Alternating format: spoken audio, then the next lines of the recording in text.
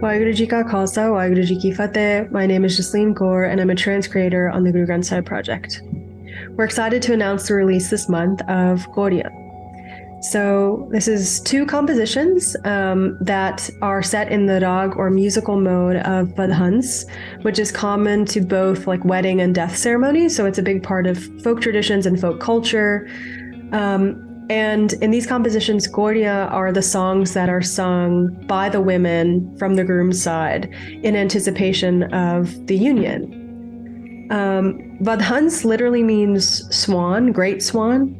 And so some of you might know, but like this, the imagery of the swan is often associated with kind of the self and the being or the spirit within us.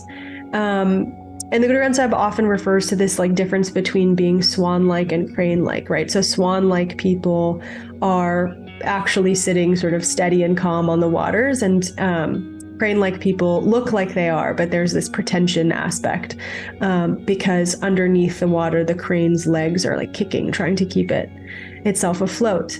So these compositions are about more than just like the folk traditions surrounding the wedding ceremony. They're about more than, you know, the celebration of that occasion and also the kind of sadness of that occasion, depending.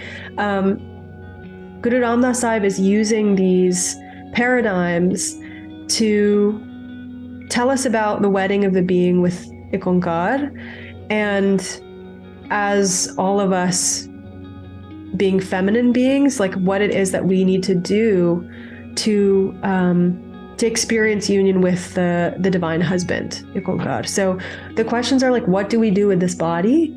And how do we kind of go through life, move through life, maybe like learn how to behave, etc., in a way that allows for that eventual union, that eventual wedding. And so, yeah, throughout these compositions, the Guru compares the human body to a mare, and uses this word Dejan to even qualify that of like sort of the most superior breed of mare. And the statement that's kind of being generally threaded through is that like our human bodies are gifts, and they're precious and they're beautiful, and they have so much potential within them because we have the ability to practice remembrance, and we have the ability to have this kind of beautiful relationship with the one. And so you'll see that thread throughout. I did want to focus on like one image that's really stuck out to me in chant 3 of the first composition. Because in this composition, we're kind of presented with guidance on how to control and guide these bodies.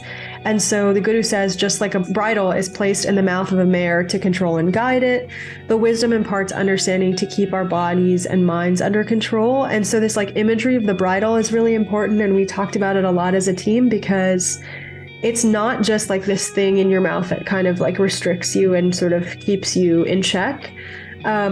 It's an iron ring most of the time, and there's like this theme in Bani that's mentioned quite a bit of like chewing hard iron as a symbol of like doing something really difficult.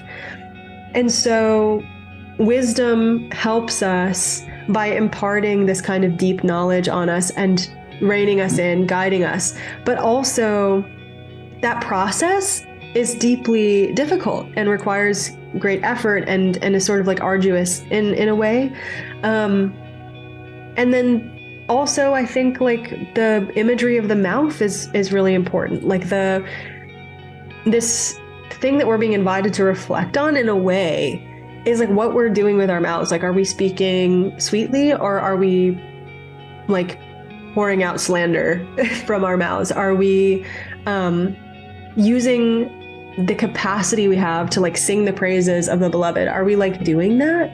Are we engaging in that kind of remembrance and identification and praise of the one who is so beautiful, who gave us these beautiful bodies? And so, yeah, there's like so much there in just that imagery of like the wisdom kind of keeping the physical mouth in check. And then what's really sort of important to add on to that is that the Guru says it's not just the wisdom alone. It's not deep knowledge alone that helps us on this path. There's also a whip of devotion or a whip of love that moves us forward, right? Like that's what a whip is used for with animals. It keeps them going forward on the path. And what is very clear from this chant is that it can't be just one or the other. So the wisdom and the devotion have to work together to keep us motivated, to keep us sort of reined in, to keep us disciplined and engaged in the work of making these bodies beautiful in the way that we know they can be. And so, yeah, I think like this is something I've just been thinking about a lot, because maybe I have a tendency to create separation between like devotion and knowledge, or engagement with the wisdom and engagement with more kind of like abstract feeling.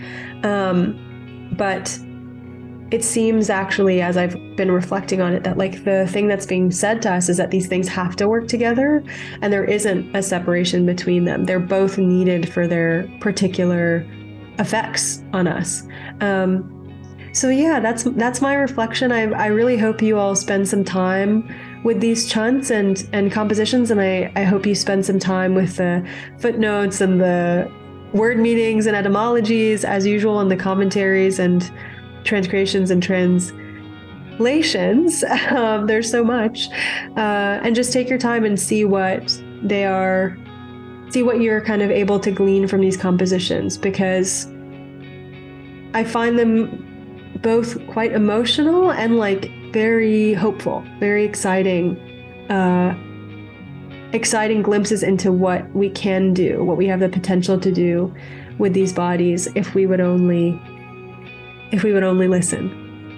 Waheguru Ji Ka Khalsa, Waheguru Ji Ki Fateh.